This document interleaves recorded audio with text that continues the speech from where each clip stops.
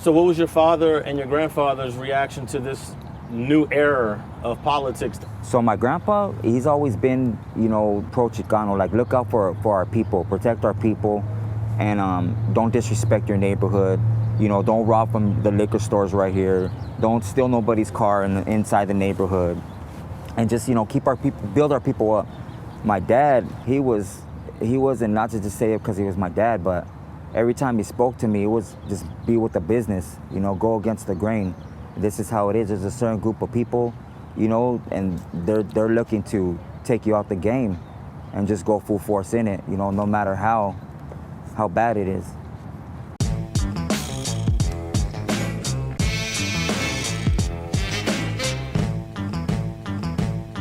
Now you have kids, right? Yeah, I got kids. How many you have? I got 8 kids.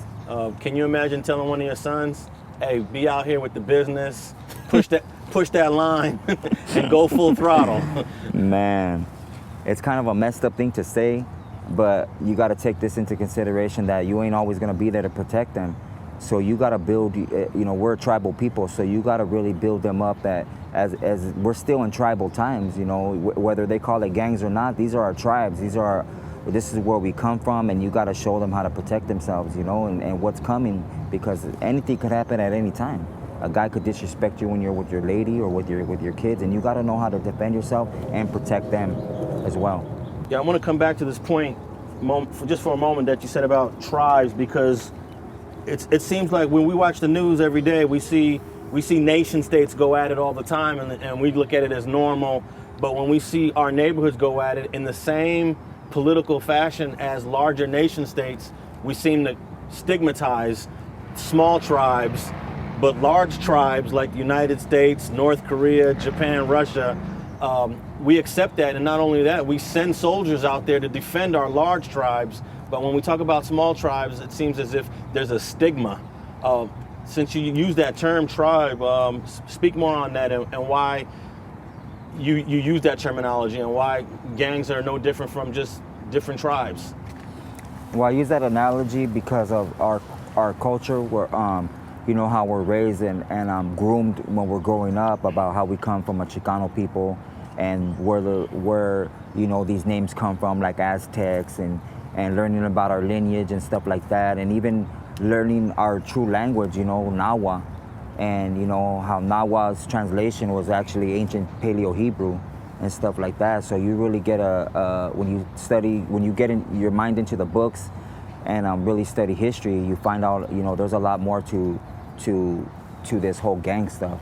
It actually, we're still, it's in our blood, to kind of always protect our people, and when we see somebody being disrespected, it's, we want to jump for them, Like you could have an enemy in jail that is not, that would not be from your neighborhood, but him being from your race, you're going to jump for him on sight and then talk about it later, Yeah, a lot of people might be a little, they might be a little critical of you when you said that your father just told you, hey, you got to go out there and push a line. So what do you have to say to people that said that was, some people, I know this is going to happen, they're going to say that's terrible advice for a father to give a son. Right. What do you have to say to those people that will judge your father like that?